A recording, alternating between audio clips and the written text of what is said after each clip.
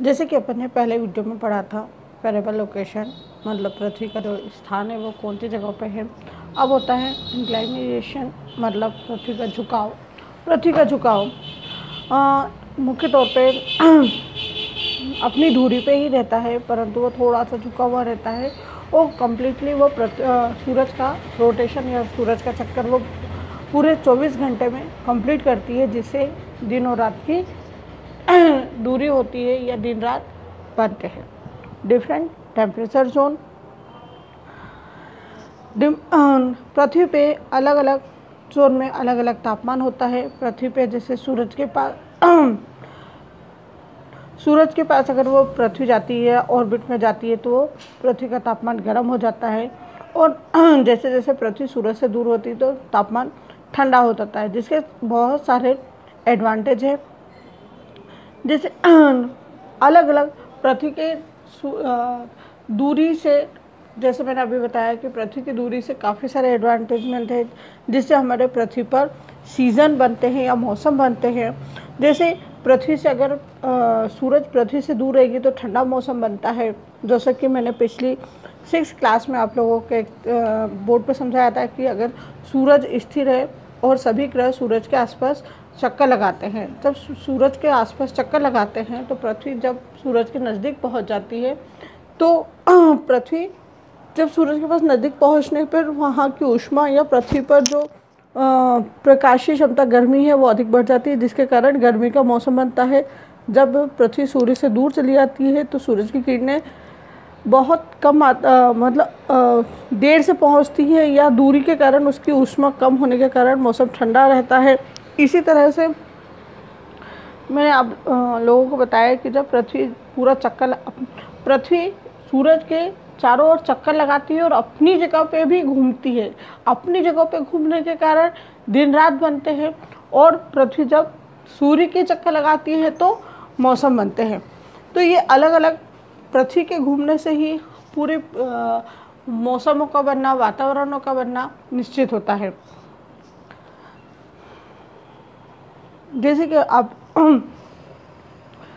जिसके कारण मौसम अलग अलग तरह के बनते हैं, जैसे सूर्य की किरणें अलग अलग जगहों पर पड़ती है तो अलग अलग क्लाइमेट बनते हैं। जहाँ पृथ्वी का जो भाग अधिकतर सूरज की रोशनी में जाता है तो वहाँ पे गर्म प्रदेश होते हैं, जहाँ पर कम रोशनी जाती है तो वहाँ पे ठंडे प्रदेश होते हैं।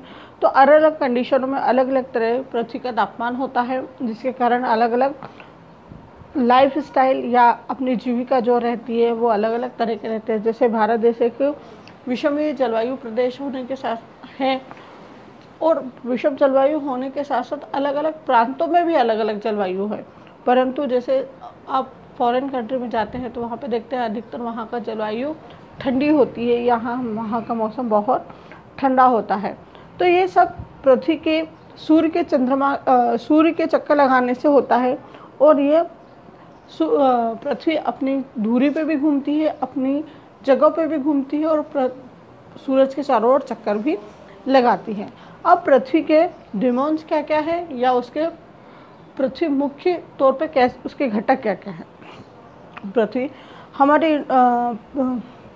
इन्वायरमेंट में पृथ्वी के डिमोन्स को विभाजित किया है।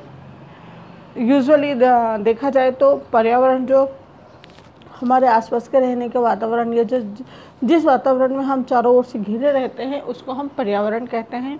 परंतु पृथ्वी के जो मुख्य पर्यावरण होते हैं वो 4 होते हैं: लिथोस्फीयर, एटमॉस्फेयर, हाइड्रोस्फीयर और बायोस्फीयर।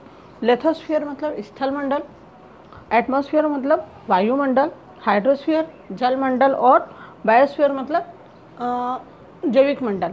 ये चारों मंडल पृथ्वी को पूर्ण करते हैं या पृथ्वी में रहने वाले सभी जीव जंतु, प्राणी, वनस्पति, जंगल, ये यहाँ कह सकते हैं A to Z हम पूरी तरह से इन चारों मंडलों पे या इन्हीं के रूप में हम आश्रित रहते हैं। ख़ास तौर पे हम देख लेंगे कि भौतिक तौर पे हम जो सपोर्ट करते हैं स्थल मंडल, एटमॉस्फेयर, लिथोस्फीयर और हाइड्रोस्फीयर और बायोस्फीयर।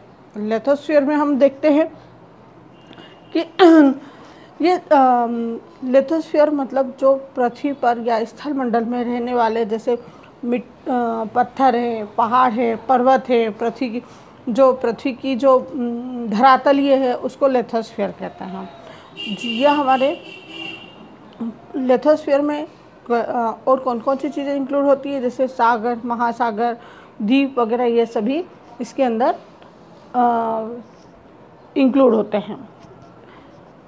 लिथोस्फीयर में हम देखेंगे तो महाद्वीप है और ओशियन है या कंटेन या ओशनिक है, द्वीप है, महाद्वीप है, और ये सभी हमारे पृथ्वी को गहराई से लेकर ऊंचाई तक सभी दूर से कवर करते हैं और इनका क्षेत्रफल भी बहुत अधिक होता है।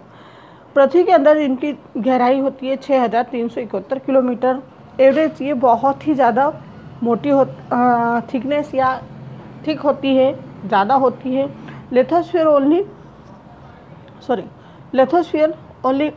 100 किलोमीटर होता है। इसकी जो थिकनेस होती है स्थलमंडल की, उसकी या पृथ्वी की जो मोटी परत होती है, मैं एक आम भाषा में बताती हूँ कि पृथ्वी की जो एक मोटी लेयर होती है वो 100 किलोमीटर तक होती है। परंतु जब हम इससे अंदर नीचे गहरे जाएंगे तो वहाँ पे क्या आ जाएगा, पानी की मात्रा ज़्यादा आ जाएगी, जिसके कारण लिथोस्फीयर की गहराई बढ़ जाती है। और इसके अंदर हमें मिट्टी या सॉलिड चीज़ें जो कड़क होती है वो देखने को मिलती है गहराई जैसे जैसे हम जाते जाते हैं। इसके ऊपर हम टॉप मोस्ट में देखते हैं लिथोस्फीयर में पृथ्वी की जो ऊपरी जो परत रहती है वो जो कंक्रीट वाली रहती है या जो उसकी परतें रहती है वो पृथ्वी पर रहने के लिए हमें पूर्ण तरह से सुरक्षित होती है। और इसको पृथ्वी की जो ऊपरी लेयर होती है उसको बनने में भी हजारों सैकड़ों साल लगते हैं। और जो हमें पृथ्वी की जो ऊपर की लेयर होती है उस पर हम फसलें उगा सकते हैं, जीव जंतु रह सकते हैं। और पृथ्वी की जो परत है उसको हम 4 भागों में देख सकते हैं, जो कि आगे वाली क्लास में आपको बताएंगे कि पृथ्वी की 4 लेयर कौन सी है। सबसे ऊपर जो रहती है वो टॉपसॉइल रहती है, जो मिट्टी हमारे जीव जंतु या सजीव चीज़ों के लिए बहुत ज़रूरी होती है। लिथोस्फीयर में जो लिथोस्फीयर को पृथ्वी के जो 2 भागों में हम बांटते हैं, एक तो होता है कंटिनेंटल और क्रस्ट और दूसरा होता है ओशनिक क्रस्ट। कंटिनेंटल क्रस्ट मतलब महाद्वीपीय क्रस्ट। ये crust continental crust abiotic, human environment और बायोटिक से तीनों से इन्वायरमेंट बनता है। कंटिनेंट द कंपेयर एक सेकेंड